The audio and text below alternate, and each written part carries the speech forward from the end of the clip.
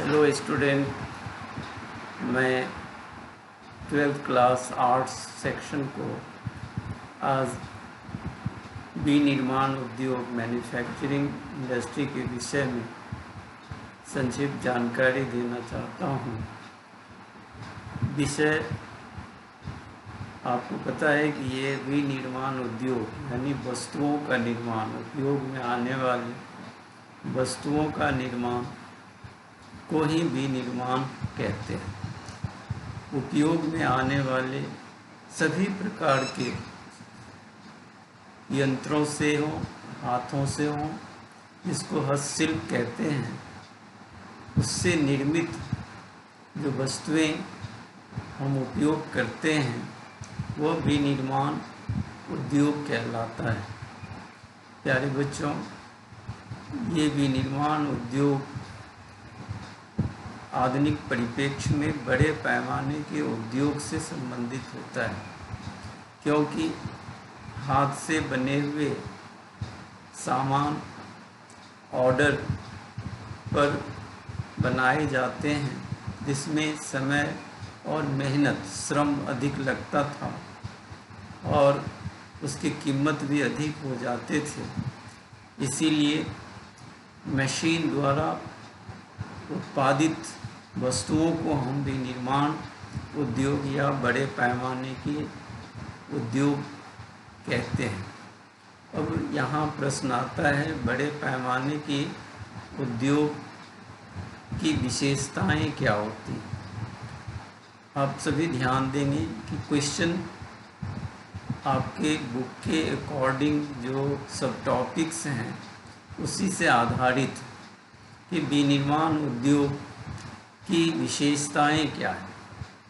आपको 5 विशेषताएं याद रखने की है कि विनिर्माण उद्योग बड़े पैमाने का हाथों से नहीं बल्कि मशीन के द्वारा बड़े मात्रा में उत्पादित वस्तुओं को विनिर्माण उद्योग कहा जाता है। पहली विशेषताएं हैं मशीन से उत्पादित। बड़े पैमाने पर उत्पादित पदार्थ विनिर्माण की पहली विशेषताएं हैं। दूसरी विशेषताएं यांत्रिकरण, मैकेनिज्म है। आप सभी जानते हैं कि आजकल बड़े पैमाने के उद्योग में श्रमिकों की भागीदारी कम कर दी गई है, क्योंकि वह स्वचालित यंत्रों के द्वारा स्वचालित कारखानों में उत्पादित किया जाता है। स्वचालित, जिसमें मानव मस्तिष्क का उपयोग वस्तुओं के निर्माण से पहले प्लानिंग के द्वारा पुनर्निर्देशित जो रूपरेखा होता है, कितनी मात्रा में, कितने समय में, किस गुणवत्ता के सामान तैयार करने हैं, वह पुनर्निर्देशित होते हैं और यह सॉफ्टवेयर कंप्यूटर के द्वारा संचालित होते हैं। इसीलिए यंत्रीकरण और सोफिस्टिकेटेड मशीन के द्वारा, इलेक्ट्रॉनिक्स मशीन के द्वारा, सॉफ्टवेयर सुपर कंप्यूटर के माध्यम से जो वस्तुएं तैयार की जाती है, यह इसकी दूसरी विशेषताएं होती हैं। तीसरी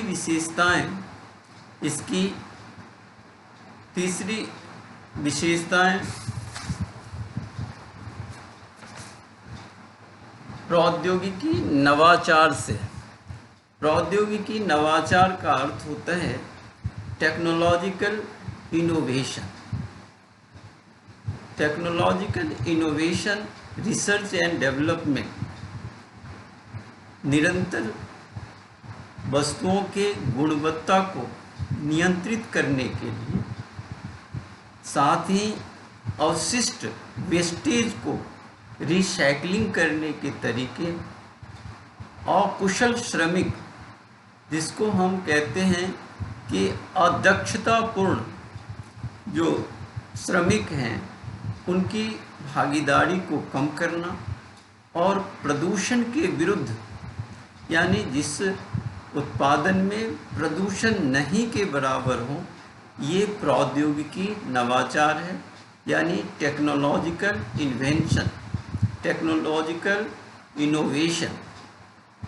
3 चीज़ें इसमें बड़ी महत्वपूर्ण है कि रिसर्च एंड डेवलपमेंट, निरंतर रिसर्च एंड डेवलपमेंट से क्वालिटी को, गुणवत्ता को नियंत्रित करना, अवशिष्ट वेस्टेज को कम करना या उसका रिसाइकलिंग करना, और अकुशल श्रमिकों, अर्धकुशल श्रमिकों की कोई आवश्यकता नहीं, उसको मिनिमाइज कर देना और प्रदूषण मुक्त उत्पादन करना, ये प्रौद्योगिकी नवाचार कहलाता है।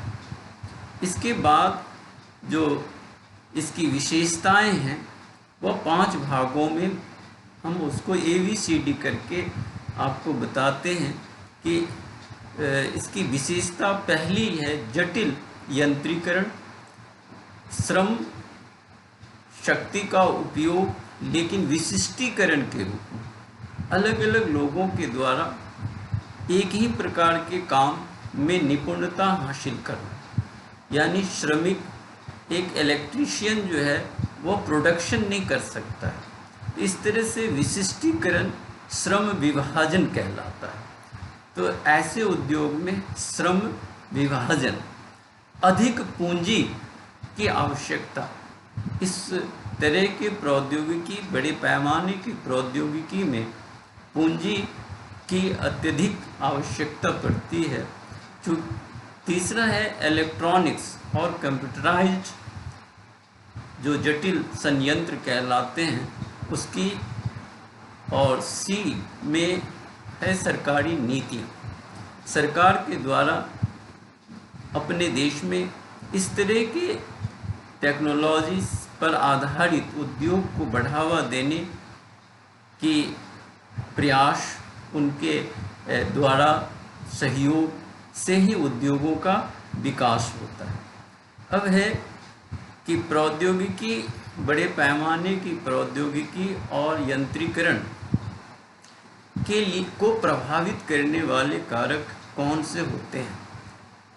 तो आप उद्योग को प्रभावित करने वाले कारक 10th क्लास से पढ़ते आ रहे हैं, और इसमें वही बातों को फिर से समझना है कि उत्पादन को प्रभावित करने वाले कारक उद्योग की अवस्थिति, लोकलाइजेशन है, उसकी स्थापना करना कि कहाँ उद्योग लगाया जाए। आपको पता है कि आज दुनिया के केवल 10% क्षेत्र ऐसे हैं जहाँ उद्योगों का संकेंद्रण है, अर्थात उद्योग दूसरे अन्य आर्थिक क्रियाओं, जैसे हम कहते हैं कृषि कार्य।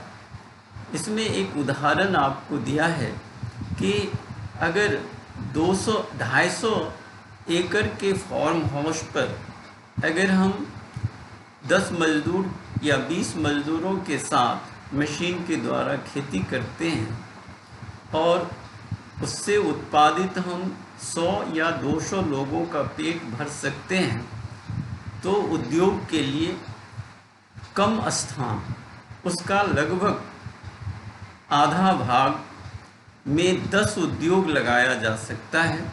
यानी स्थान की पर्याप्त कमी और